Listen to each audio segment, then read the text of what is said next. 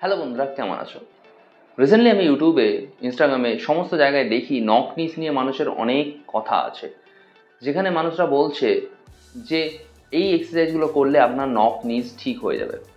ঠিক আছে, কিন্তু আমি ভেবে পাচ্ছি না যে এই এক্সারসাইজগুলো আদৌ ঠিক হয় কি না।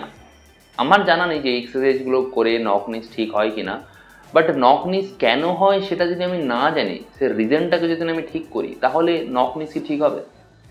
আই ডোন্ট থিঙ্ক হবে। দেখুন, নক নিস হলে বা হয় তার কারণ হচ্ছে vitamin D deficiency and rheumatoid arthritis. এই দুটো কারণে নক নিস হয়ে থাকে। তা আপনি যদি কজটাকে ট্রিট না করেন, কজটাকে জানেনই না, আপনি এক্সারসাইজগুলো করছেন, তাহলে কি আপনার নক নিস ঠিক হবে? না, হবে না।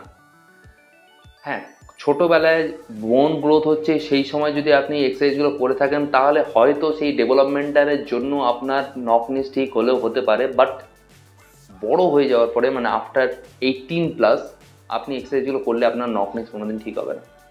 তাহলে আপনি যদি ছোটো থাকেন, বাচ্চা থাকেন, তাহলে আপনার নক নিস আছে, দেন মোস্ট প্রবাবলি আপনার মধ্যে ভিটামিন ডি ডেফিসিয়েন্সি আছে। ঠিক আছে, যেটা আপনি কারেক্ট করতে পারবেন। যে কোনো পিডিয়াট্রিশিয়ানের কাছে যান, গিয়ে দেখান, কথা বলুন, সে বলে দেবে যে আপনার ভিটামিন ডি ডেফিসিয়েন্সির জন্য হচ্ছে কি বোনস গ্রোথের জন্য হচ্ছে। এছাড়া যদি আপনার নক নিস অ্যাডাল্টে হতে পারে, সেখানে আপনার ভিটামিন ডি ডেফিসিয়েন্সি হতে পারে, রেমোটয়েড আর্থারাইটিসও হতে পারে, যার জন্য নক নিস হতে পারে। ঠিক আছে, সার্জারি করতে হতে পারে, ভিটামিন ডি দিলেও ঠিক হতে পারে। ঠিক আছে, এই কজটাকে আপনাকে ঠিক করতে হবে। ঠিক আছে, যে আপনার সার্জারি দরকার কি আপনার ভিটামিন ডি ডেফিসিয়েন্সি হচ্ছে এটা দরকার, সেটা আগে জানুন। ইউটিউবে এই এক্সারসাইজগুলো দেখে আমার মনে হয় না কোনোদিন নক নিস ঠিক হবে। নক নিস ঠিক করতে গেলে আগে আপনাকে জানতে হবে যে আপনার নক নিসটা কেন হয়েছে।